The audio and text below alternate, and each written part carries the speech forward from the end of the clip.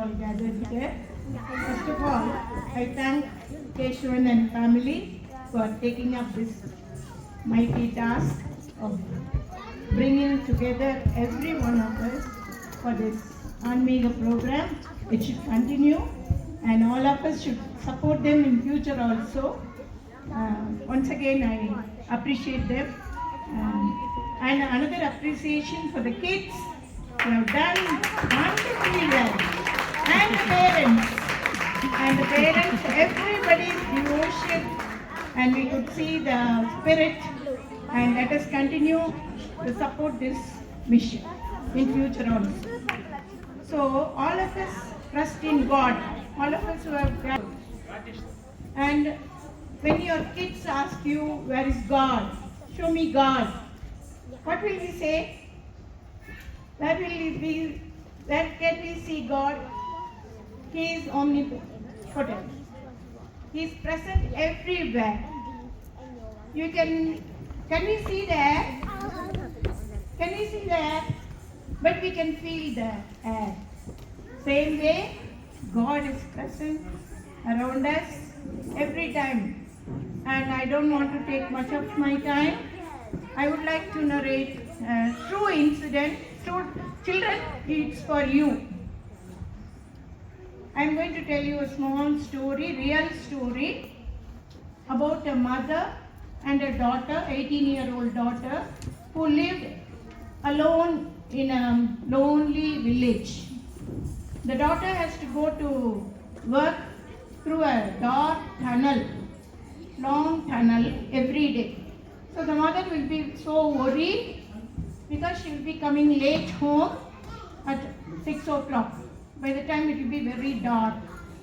So she used to tell her daughter right from her, see, they are a prayerful family, and the mother has taught her a prayer which she has to pray every day morning when she goes to work and return home.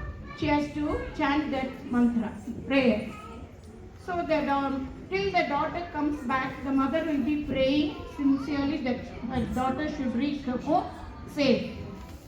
So one day it was very rainy, thunder, lightning. Mother was so worried, it became dark even at 4 o'clock. So the mother was praying that my daughter should come safely home. The daughter also got panic. She was rushing home, and in that tunnel, she has to reach through the dark tunnel. She could see a strong man standing at the end of the tunnel. He was like a huge build, looking like a stranger. She has not seen him before. He was so heavy, and she got frightened, and she started praying. She was so scared how she is going to pass through that man. That time she remembered God. She continuously prayed, and she was nearing that man, and he did not even move towards her.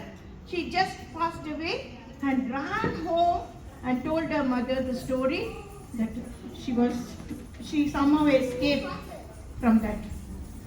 And the mother also, both of them thanked God that she has come home safe. Next day in the paper, the news came that man in the tunnel has murdered a girl. And that has come as a news, and this girl was wondering, after she passed the tunnel, this incident has happened. Then she was wondering, and she wanted to go to the prison and meet that man and find out why she went first. He did not harm her, but he has killed the other person. So she went and asked the jail superintendent to give her 5 minutes time to talk with that prisoner.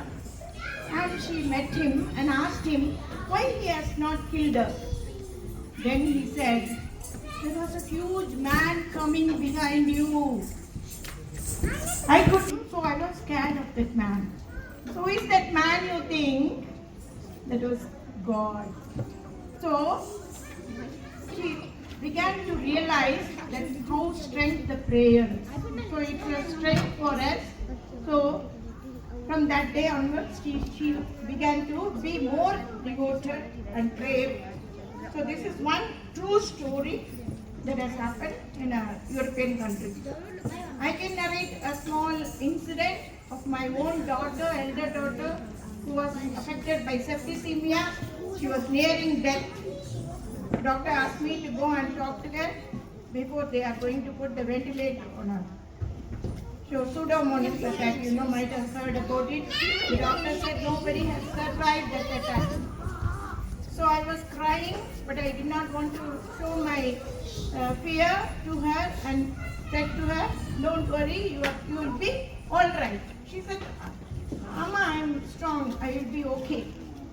They put the ventilator, they closed their eyes, it was a pathetic scene, and I asked all my relatives to pray the whole night. It was evening 6 o'clock, it started to rain heavily. My son-in-law is a doctor, he started crying, and seeing that I got so panicked. But I strongly believed in God.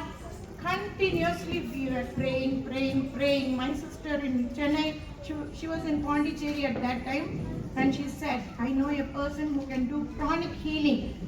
And all the sisters, it was a church attached to a hospital. All the church people were praying for her throughout the night. And every time the phone rings, they said you go home, because it was a quarters attached with the hospital. I went home, but I couldn't rest. I was continuously praying. When the hospital phone rings, I'd be so scared to take that phone, because any bad news may come. By 12 o'clock the phone is ringing up. I'm so scared to go and take that phone. And somehow I took the phone and the news came that my daughter was all right. She began to breathe. So this is, many times many of us would have experienced miracles in our life. So I tell you, parents, it's our duty to instill this devotion, prayerfulness among our children. We have got our roots, our parents, grandparents have told us many stories about prayers, and so let us instill in our minds, young minds, the spirit of spirituality. So let us all trust in God and do the right.